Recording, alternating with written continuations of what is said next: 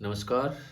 मैं doctor Hariom, retired principal scientist, CCS HAU Hisar. आज हम डिस्कस करेंगे कि जो ज़मीनों का जैविक कार्बन है उसके ऊपर एक कैप आ गई है, बैरियर आ गया है, वो बढ़ नहीं रहा है, जिसके कारण पैदावार में भी बढ़ोतरी नहीं हो रही है। खर्चा लगातार बढ़ता जा रहा है।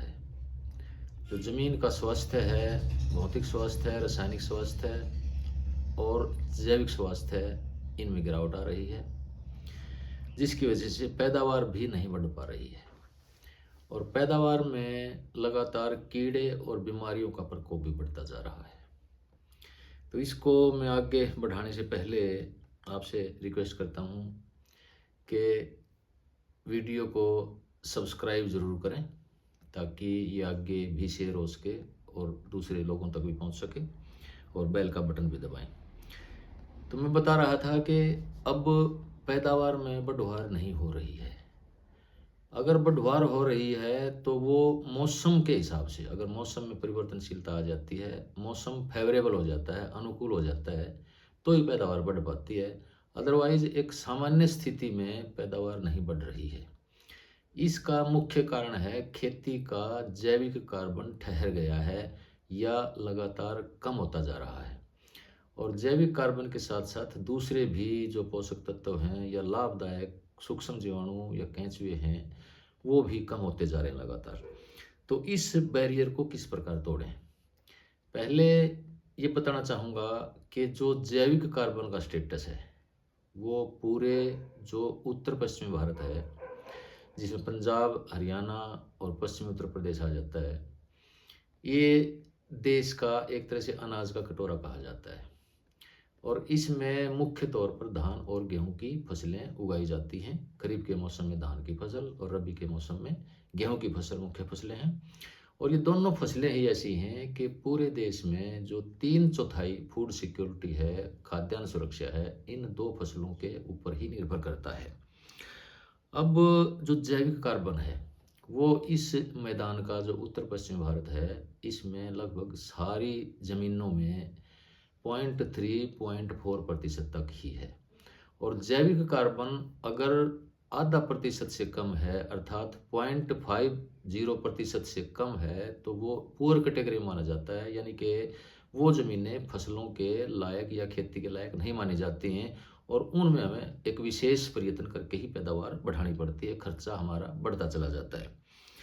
तो जो ज़मीनें राजस्थान के साथ की लगते एरिया में, हरियाणा के या राजस्थान का एरिया है, या जहाँ पर रेतीली ज़मीनें हैं, उनका जो जैविक कार्बन है वो तो और भी कम है, और वो लगभग 0.1-0.2% तक ही है।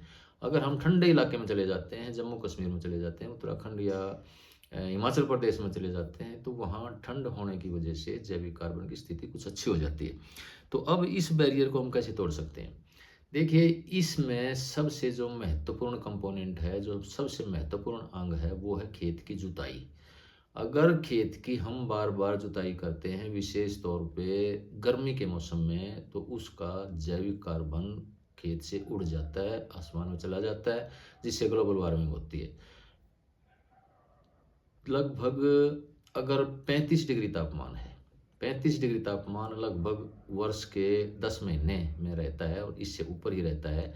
2 महीने ऐसे आते हैं जो लगभग जो दिसंबर, जनवरी और कुछ हिस्सा फरवरी का, कि 35 डिग्री से कम आ जाता है तापमान। जब 35 डिग्री तापमान पर जब खेत की जुताई की जाती है, तो लगभग 45% यानी कि आधा जैविक कार्बन ज़मीन से उड़ जाता है आसमान में, आकाश में, और जो ग्लोबल वार्मिंग करता है।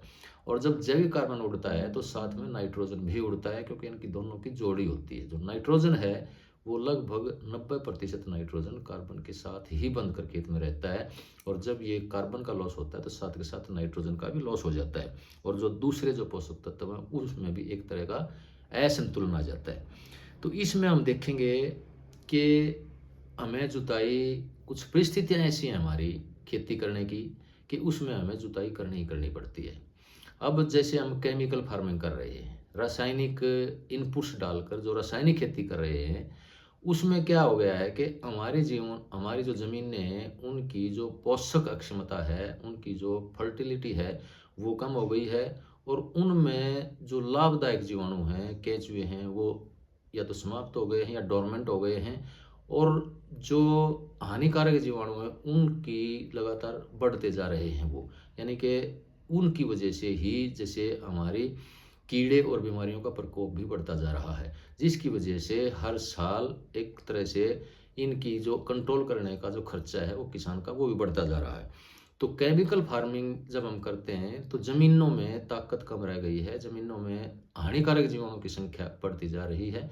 तो इस वजह से हमें गर्मियों में अगर हम खेत की जुताई नहीं करेंगे तो वो हानिकारक जीवाणु और भी ज़्यादा कीड़े और बीमारी बढ़ाने में मदद करेंगे, क्योंकि जो ये सॉइल बोर्न डिजीज़ हैं विशेष तौर पर, जो भूमि जनित हैं या जड़ों में जैसे खराब कर देती हैं, तनों को जैसे गला देती हैं या बढ़ते हुए फसलों के तनों में नुकसान कर देती हैं, कमज़ोर कर देती हैं, या खड़ा हुआ पौधा जैसे सूख जाता है, विल्ट आ जाती है उसमें। जैसे कपास का पौधा है, थोड़ी ज़्यादा नमी जब मिट्टी में हो जाती है तो वो खड़ा खड़ा सूखने लग जाता है, पत्ते उसके सूखने लग जाते हैं। गन्ना है, अमरूद है, विल्ट लगभग काफ़ी फसलों में आ जाती है। और इसके अलावा रूट रोट है, जैसे जड़ें गलने लगती हैं, लगभग सभी फसलों में आ जाता है ये। विशेष तौर पर जो दालें हैं उनको उनमें अधिकतर रूप से आ जाता है। और दूसरी फसलों में भी जैसे तनागलन है, जैसे धान में स्टेम रोट है, तो इस तरह की जैसे सोयाबीन में भी रोट है, तो काफ़ी फसलों में रोटिंग आ जाती है। तो ये लगभग जो भूमि जनित जो जीवाणु होते हैं या भूमि में जो शेल्टर पाते हैं, जो भूमि में पड़ते हैं, जो जीवाणु भूमि या उसके नीचे के जो मिट्टी में जो नरिश होते हैं, ये उनकी वजह से होती हैं। तो ये जब हानिकारक जीवाणु इनके लगातार बढ़ते जाते हैं तो हमें इनकी अगर गर्मी में जुताई नहीं करेंगे तो ये बीमारियां और भी ज़्यादा बढ़ती चली जाएंगी। इसलिए रासायनिक खेती में ये हमारी मजबूरी बन जाती है कि हम खेत को गर्मी के मौसम में खेत की जुताई ज़रूर करें, और गर्मी जब पड़ती है तो उसमें जो जीवाणु हैं, जो पैथोजन हैं, वो भी ख़त्म हो जाएं या कम हो जाएं, और जो वीड्स वगैरह हैं वो भी सूख जाएं, और जो इंसेक्ट वगैरह हैं उनके अंडे हैं, लार्वे हैं, वो भी कम हो जाएं। तो रासायनिक खेती में हमें प्लोइंग करनी पड़ती है। अब बात रही जैविक खेती की। जैविक खेती में भी हमें प्लोइंग करनी पड़ती है। जैविक खेती का एक प्रिंसिपल है कि इसमें हमें भरपूर मात्रा में जैविक खाद डालने होते हैं। उदाहरण के तौर पे जैसे गोबर का खाद है या केंचुआ खाद है या कंपोस्ट है या फसल अवशेष हैं, तो इनको हमें खेत में डालना ही डालना पड़ता है। और दूसरा अगर ये डालना पड़ता है तो दूसरा इसका कंपोनेंट ये है कि उसकी वजह से हमें गर्मी के मौसम में इनको तपाना पड़ता है, ज़मीन को खोलना पड़ता है, ज़मीन की जुताई करनी पड़ती है। अगर जुताई नहीं करते हैं तो उसमें भी जो सॉइल बोर्न डिजीज़ हैं, जो मिट्टी जनित या जड़ जनित या पौध जनित जो पौधे को खराब करती हैं, पौध को खराब करती हैं, जैसे डैम्पिंग ऑफ है, दूसरी बीमारियां हैं, वो भी इसमें भी बढ़ जाती हैं। इसलिए जैविक खेती में भी एक कंपल्सन हो जाती है, एक ज़रूरी हो जाता है कि अगर हम उसकी गर्मी के मौसम में खेत को खोल लेंगे नहीं, उसको तपाएंगे नहीं, तो उसमें जो हमने गोबर का खाद डाला था, वर्मी कंपोस्ट डाला था, उसकी वजह से उससे जो ताकत हमने खेत में डाली थी, उसकी वजह से लाभदायक जीवाणुओं के साथ साथ हानिकारक जीवाणुओं की वृद्धि हो जाती है। और जो कीड़े हैं, मकोड़े हैं, उनके भी अंडे और लार्वे उसमें बढ़ जाते हैं। इसलिए जैविक खेती में भी हमारी मजबूरी हो जाती है कि हमें गर्मी के मौसम में खेत को तपाना ही तपाना पड़ता है, खेत को खोलना ही खोलना पड़ता है, उसकी जुताई करनी ही करनी पड़ती है। तो इसलिए, लेकिन अगर जुताई हम कर देते हैं खेत की, तो यहाँ आप कितना ही गोबर का खाद डाल लें, कितना केंचुए खाद डालें, एक लिमिट तक ही ऑर्गेनिक कार्बन बढ़ेगा आपका खेत रिच कैटेगरी में। मैं विश्वास के साथ कहता हूँ, और जो लिटरेचर है उसके बेस पे कहता हूँ कि रिच कैटेगरी में शायद ही आए, यानी कि 0.75% यानी कि 0.25% से ऊपर जो ऑर्गेनिक कार्बन है आपके खेत में शायद ही डेवलप हो जाए, शायद ही विकसित हो पाए, क्योंकि जो जुताई है गर्मी के मौसम में वो कार्बन को डेवलप होने ही नहीं देती है। तो सबसे बड़ा जो दुश्मन है आज किसान का, वो इस चीज़ को हमें समझना होगा कि खेत की जुताई को कम करें। और खेत की जुताई को कम करेंगे, लेकिन इनमें जैसे रासायनिक खेती बताई, जैविक खेती बताई, तो इनमें हम खेत की कम जुताई कर ही नहीं पाते हैं, ये हमारी मजबूरी बन जाती है। अगर हम जुताई नहीं करते हैं गर्मी के मौसम में तो कीड़े और बीमारी बढ़ जाते हैं। अब मैं बात करता हूँ कंजर्वेशन एग्रीकल्चर की, जिसमें जुताई नहीं की जाती। संरक्षण खेती। संरक्षण खेती वो है कि इसमें हमारे जो प्राकृतिक संसाधन हैं, जैसे मिट्टी है या पानी है या वायुमंडल है, इसमें ऐसी प्रैक्टिस अडॉप्ट करी जाती हैं, ऐसी क्रियाएं की जाती हैं खेत में कि इन सभी की रक्षा होती है।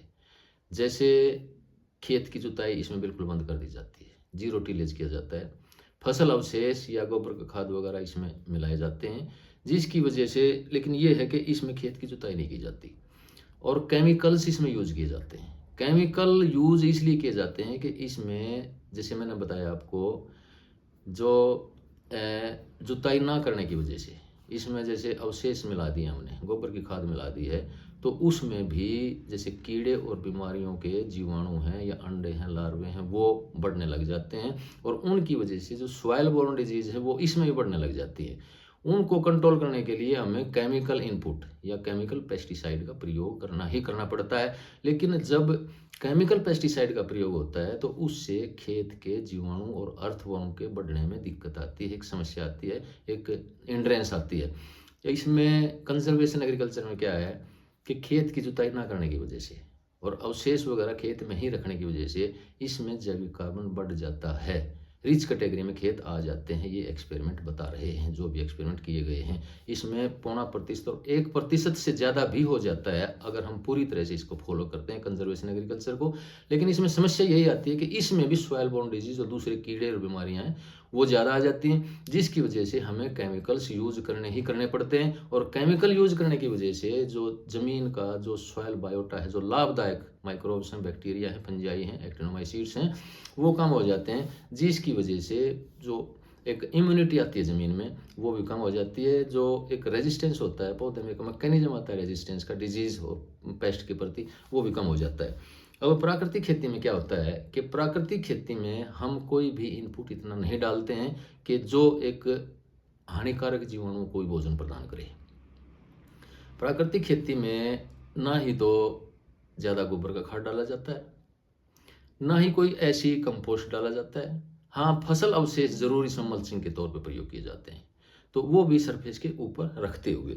तो इसमें प्राकृतिक खेती में इसके साथ साथ जीवामृत, घन जीवामृत जैसे जो एक इनपुट्स हैं जो सूक्ष्म जीवाणुओं को बढ़ाते हैं, जो बायो फार्मुलेशन हैं, जो बायो एनहांसर हैं, बायो स्टिमुलेंट्स भी कहते हैं इनको, तो उनका साथ के साथ प्रयोग किया जाता है। तो इनके अंदर, सभी के अंदर जीवामृत, घन जीवामृत में गौमूत्र का प्रयोग होता है। तो गौमूत्र एक रिसर्च पेपर, काफ़ी रिसर्च हो चुकी है इसके ऊपर कि जो गौमूत्र है वो सॉइल बोर्न डिजीज को कंट्रोल करता है। तो प्राकृतिक खेती इस तरह से, प्राकृतिक खेती में पहली बात तो ये है कि इतना फूड मटेरियल ही नहीं दिया जाता है जिसकी वजह से हानिकारक जीवाणु या हानिकारक कीड़े या अंडे या लार्वे बढ़ सकें, तो इसमें उनकी संभावना बहुत कम हो जाती है। दूसरा, अगर बढ़ती भी है, वो बढ़ते भी हैं, तो इसमें गौमूत्र और गोबर का जीवामृत के थ्रू प्रयोग किया जाता है। इसमें एक एप्लीकेशन लगातार खेत में अप्लाई किया जाता है, जिसकी वजह से जो डिजीज़ हैं या फंगल डिजीज़ हैं, बैक्टीरियल डिजीज़ हैं या सॉइल बोर्न डिजीज़ हैं, वो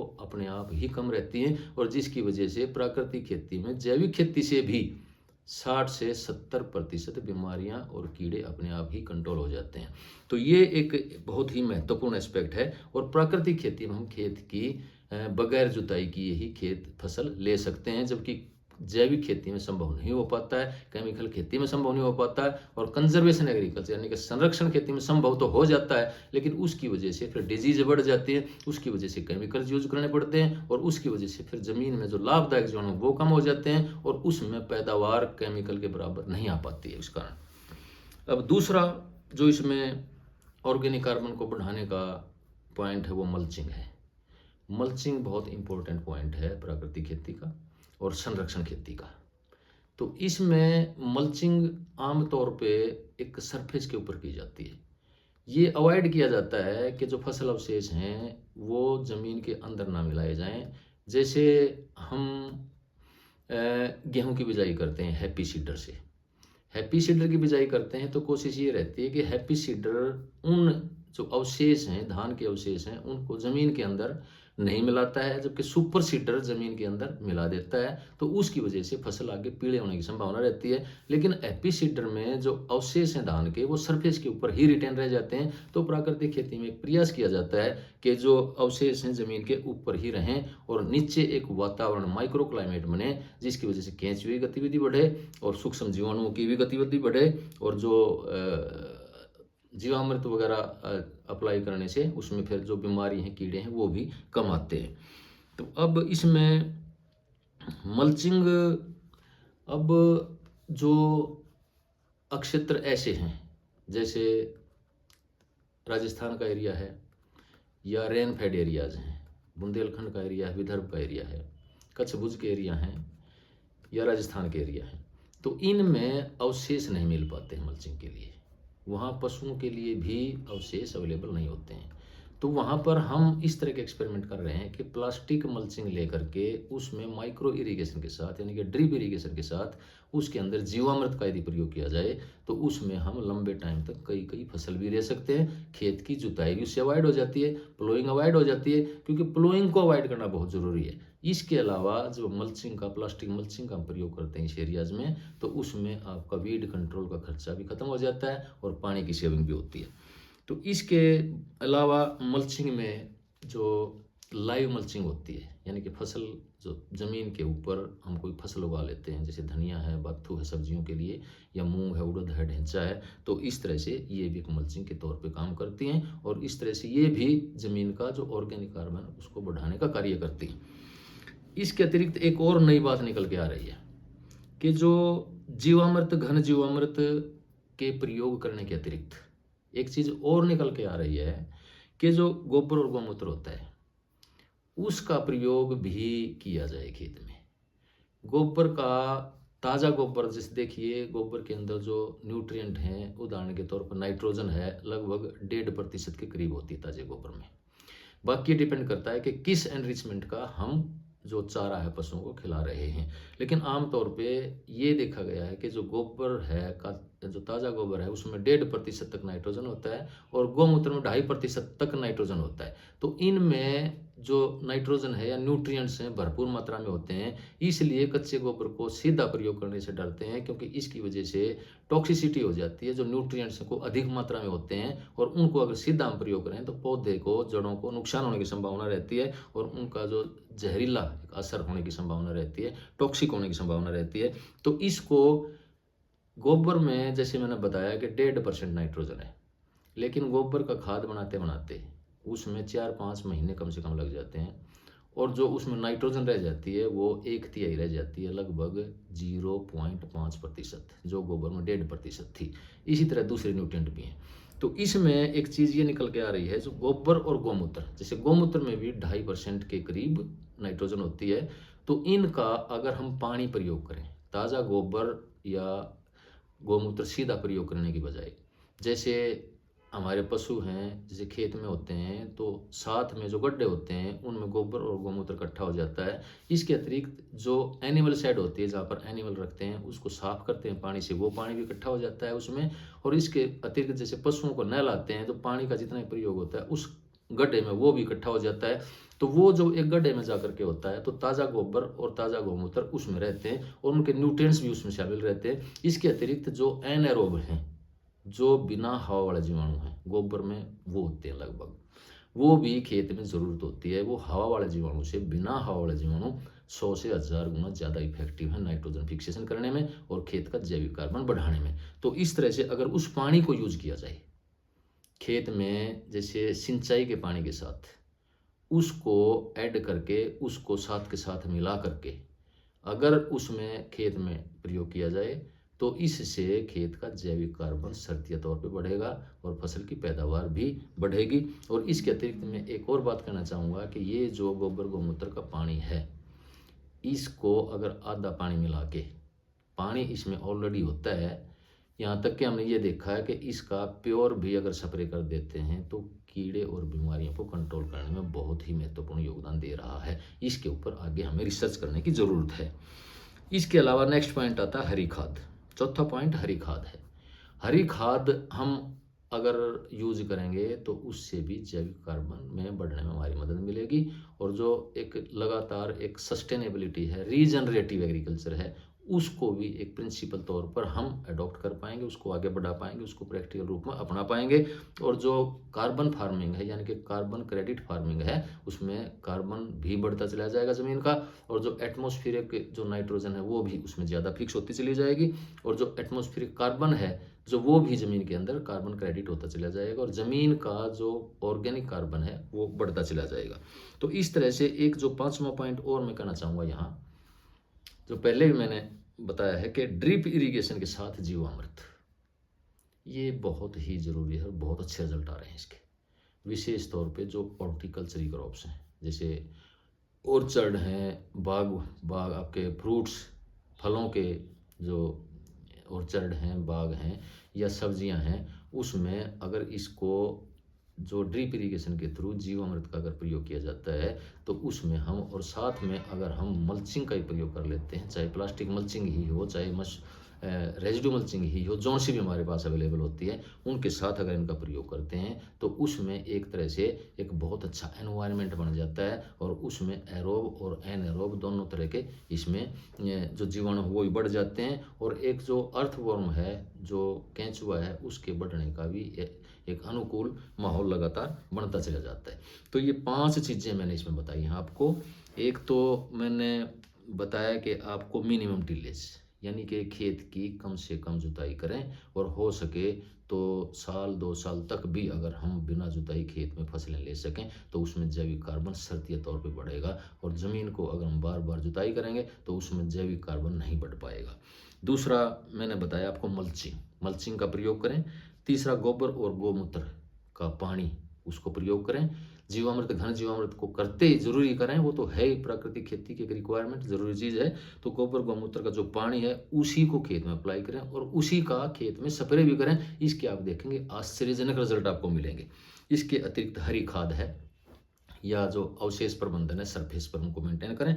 और इसका 5वां पॉइंट जो ड्रिप इरिगेशन के साथ जीवामृत अगर हम प्रयोग करते हैं, और उसमें भी अगर मल्चिंग के साथ इनका कॉम्बिनेशन करते हैं, तो शर्तीय तौर पर आपको 1 या 2 साल में ही ऑर्गेनिक कार्बन के बढ़ने के रिजल्ट मिलेंगे, बढ़ने के भी और मेंटेन करने के भी रिजल्ट मिलेंगे। ऑर्गेनिक कार्बन की समस्या ये है कि इसको बढ़ाना भी मुश्किल है और इसको फिर बना के रखना भी मुश्किल है। तो इस तरह से अगर हम प्राकृतिक खेती की इस तरह की ये प्रैक्टिसेस, 5 प्रैक्टिसेस मैंने आज बताई हैं, इसमें इनको फॉलो करेंगे तो हमारा साल 2 साल में ही हमें रिजल्ट मिलेगा। इसके अलावा मैं जैसे बता रहा था ना आपको कौन सी जैसे डिजीज होती हैं, जैसे सॉइल बोर्न डिजीज हैं, जैसे पीथियम है, फाइटोपथोरा है, फ्यूजेरियम, राइजोक्टोनिया, और आपकी आर्मिलेरिस है। तो रूट रोट, स्टेम रोट या प्लांट विल्ट जितने भी होती हैं ये, तो प्राकृतिक खेती में ये इनका ऑटोमेटिक कंट्रोल है। तो इनका इसलिए खेत की जुताई करने की कतई ज़रूरत नहीं है। और इस तरह से एक पैकेज को अगर हम लेकर चलेंगे पूरे को, तो एक जो ऑर्गेनिक कार्बन शर्तीय तौर पर हमारा साल 2 साल के अंदर ही एक बैरियर को तोड़ के आगे बढ़ जाएगा और मेंटेन भी हो जाएगा आपके आगे अगले सालों के लिए। तो लास्ट में फिर मैं एक बार आपको सब्सक्राइब करने के लिए रिक्वेस्ट करता हूँ। धन्यवाद।